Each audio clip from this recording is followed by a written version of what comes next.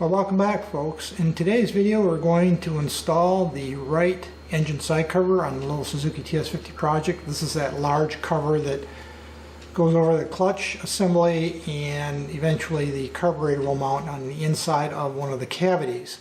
This is a pretty straightforward process. It doesn't usually take 5-10 minutes. While I'm shooting the video it'll take a little longer, of course, but it's pretty straightforward. There's not a lot really to it, but I'm going to go ahead and take you through the gist of the process here in just a second. So let's get everything about ready to go back together. You can see obviously the engine. I've got the fasteners here identified. Those have already been coated with anti-seize. I've got my torque wrench in the back here. You can see the side cover itself. There's the new side cover gasket. Let's cut away here for a moment. I'd like to talk about that in just a little bit more detail. I'll talk briefly about the right engine side cover gasket. That's what you see in the shot right now. This is the gasket goes behind the large cover, covers the clutch assembly, and then ultimately the carburetor will mount on the inside of that cover. This is the original gasket I took off the bike. I have no idea whether it's original to the bike or not. It actually fits on the bike something like this. And as you can see, I think someone has gooped it up starting about right here on the left to about here on the right with some kind of a sealant, RTV sealant or something similar, a gasket sealant on both sides. Usually when I see that, what that suggests to me is someone either had a problem with this leaking at one time, so they put the sealant up high enough that it would capture the oil level in the lower end of the engine transmission, in other words, so that the oil level, would come up something like here, perhaps. So they had a leak, or they didn't want to leak, and they were trying to take steps to make sure it didn't leak. The problem with that, and it probably worked, I don't remember the engine leaking, but when you go to pull this cover off, the gasket, of course, sticks. And then to try to get it off intact, as you can see right over here, becomes very challenging to do because it wants to pull the gasket apart. This is a paper or fiber type gasket, and it wants to destroy the gasket in the process. So I am not a fan, unless it's absolutely, you have no other option of using a sealant on a gasket such as this, unless it's called for by the manufacturer. If the manufacturer calls for it, then of course I would use it.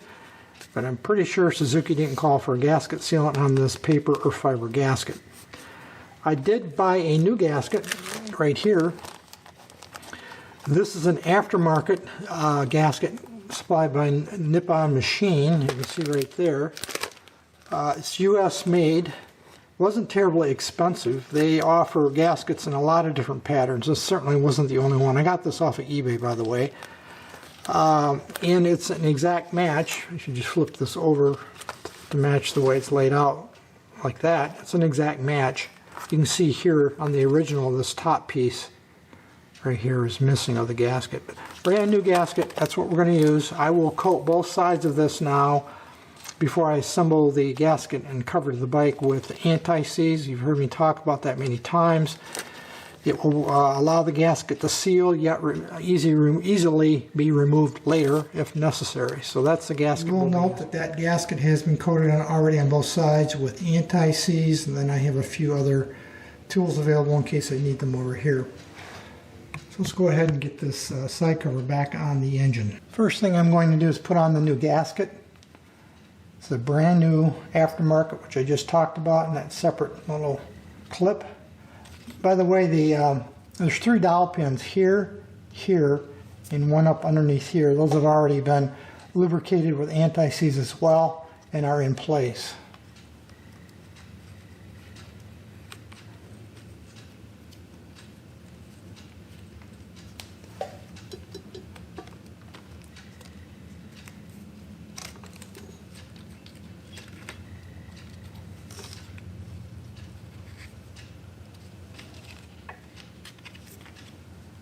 This obviously is the oil line right here coming from the pump. Now it's just a matter of fishing the oil feed line right here through that you can't see, aligning the seal here with the kickstarter. This has already been greased so everything slips together easily. And carefully aligning the dowel pins.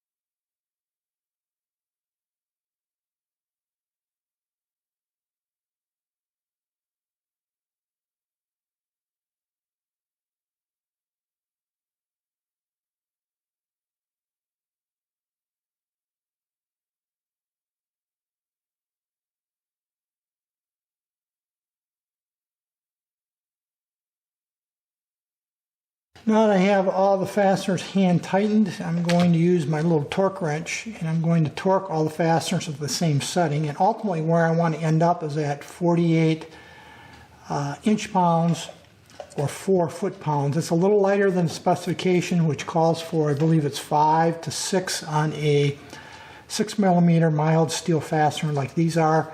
But since I used anti-seize, I'm going to bring that back just a little bit just to make sure I don't over tighten them.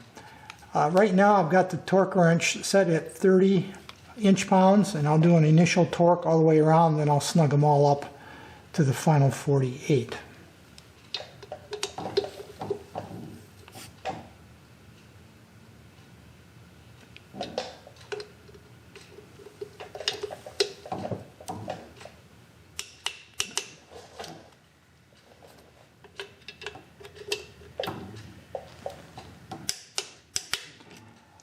And we have all the screws tightened down, including the two 5mm to 48 inch-pounds, which is 4 foot-pounds.